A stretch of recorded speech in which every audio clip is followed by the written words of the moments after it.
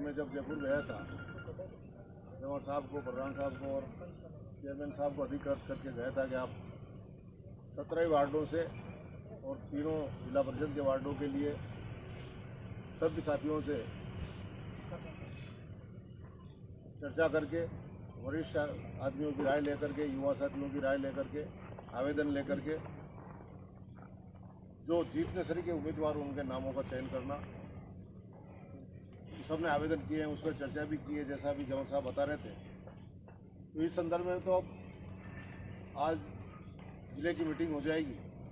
उसके बाद जो इन तीन ही साथियों ने 3 दिन में एक्सरसाइज की है, मेहनत की है, राय जानी है, उस पर चर्चा इन तीनों के साथ बैठ के करूँगा, सबके साथ तो नहीं। और उसमें जिसको उचित मुझे लगेगा कि उससे राय करनी और बाकी रहेगी, उसको टेलीफोन करके बोलूँगा। मेरा आपसे सभी कार्यकर्ता साथियों से निवेदन यही है कि आपने बड़ी मेहनत से, बड़ी लगन से मेहनत करके मुझे विधायक के रूप में निर्वाचित किया। कांग्रेस पार्टी की सरकार थी, मंत्री अपन ने लंबे समय बाद 15 साल बाद भारतीय जनता पार्टी से बोर्ड सील करके अपना कांग्रेस का बोर्ड बनाया और सबकी आम सहमति थी।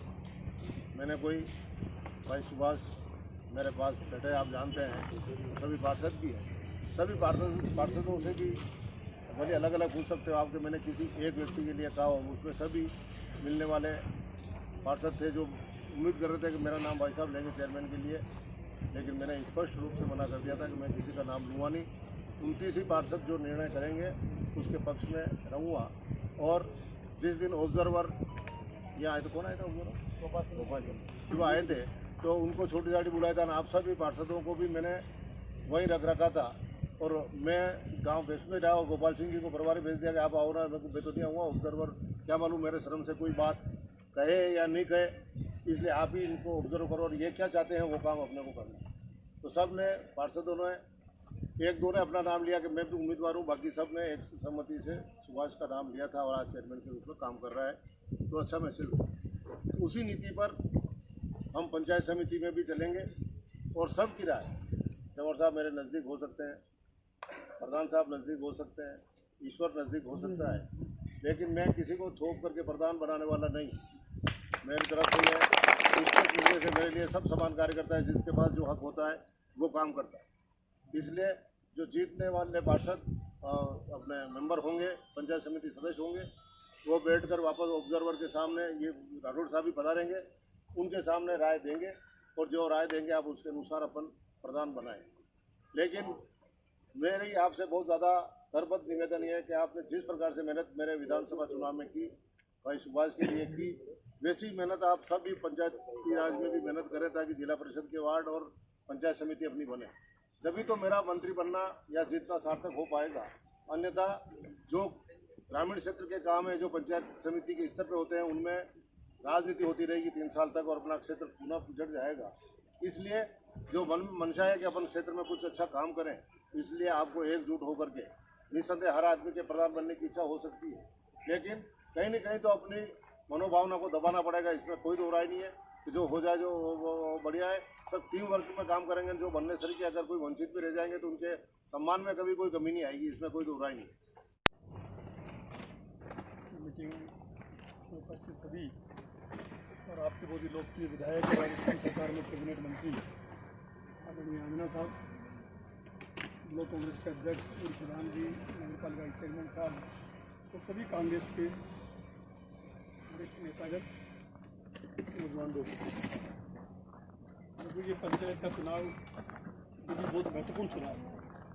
अभी आपने कल चुनाव के रिजल्ट देखे जयपुर में, जोधपुर के और कोटा के, और कांग्रेस के पक्ष में शहरों में बहुत कम स्थितियाँ रहती थी। शहर का वोटर जो है वो बीजेपी का ज़्यादा माना जाता था, लेकिन अब चूंकि मोदी जी का, अमित शाह की जो दादागिरी या गुंडागर्दी का ग्राफ, उसकी वजह से ग्राफ डाउन हो रहा है।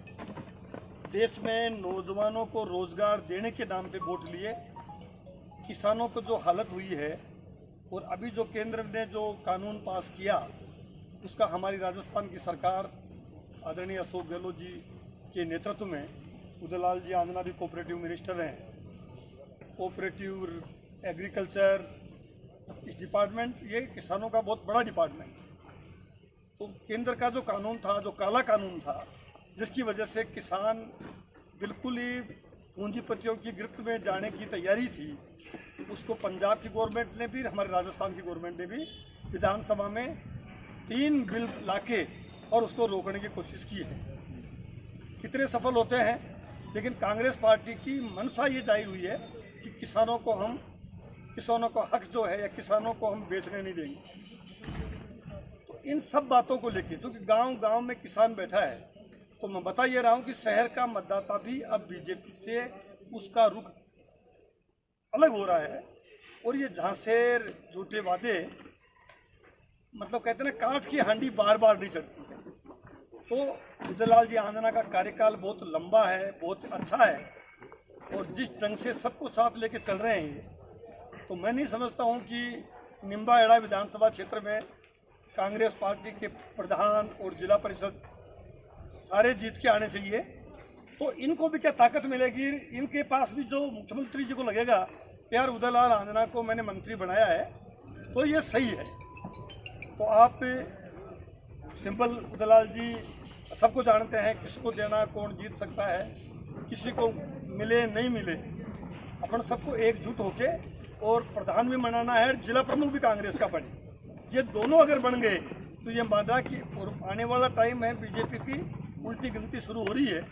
तो ज़्यादा नहीं कह के कम शब्दों में मैं इतना कह सकता हूं कि आप लोग अपना मनोबल बनाए रखें और उदयलाल जी के हाथ मजबूत करेंगे। उदयलाल जी, अशोक गहलोत जी, पिछले दिनों देखा आपने सरकार की किस ढंग से उठापटक हुई है, राजस्थान सरकार को गिराने की किस ढंग से कोशिश हुई है। मोदी जी, अमित शाह ने पूरे देश में सरकारों को, जो लोकतंत्र में चुनी हुई सरकार है, वोट देके जनता ने चुना है, उन सरकारों को एक से एक करके और गिराया। लेकिन राजस्थान में उनको मुंह की खानी इसलिए पड़ी कि राजस्थान में उदयलाल जी आंजना जैसे योद्धा, 102 एमएलए अशोक गहलोत जी के नेतृत्व में इतने लंबे समय होटलों में रुके और उन्होंने मनोबल बनाए रखा।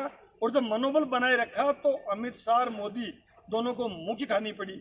मध्य प्रदेश में रिजल्ट आ रहे हैं, देखना आपको चौंकाने वाले रिजल्ट मिलेंगे। मध्य प्रदेश में भी ज्योतिरादित्य सिंधिया जी की जो पैठ थी, जो उनकी इमेज थी, आज उनको गली गली में वहाँ कह रहे हैं कि ज्योतिरादित्य सिंधिया बहुत बड़ा गद्दार है, कि ये शब्द यूज कर रहे हैं। और गद्दारी का कोई इलाज नहीं है, गद्दारी का कभी इतिहास में उसको, और आप तो मेवाड़ की धरती के लोग हो, महाराणा प्रताप की धरती के लोग हो, आप जानते हो कि स्वाभिमानी का क्या हाल होता है और गद्दारों का क्या हाल होता है। तो मनोबल बनाए रखे, राजस्थान में सरकार दोबारा कांग्रेस रिपीट करे, ऐसा अपन सब मिलकर प्रयास करेंगे, तो ये प्रयास हमारा कारगर होगा। बहुत बहुत धन्यवाद। जय हिंद।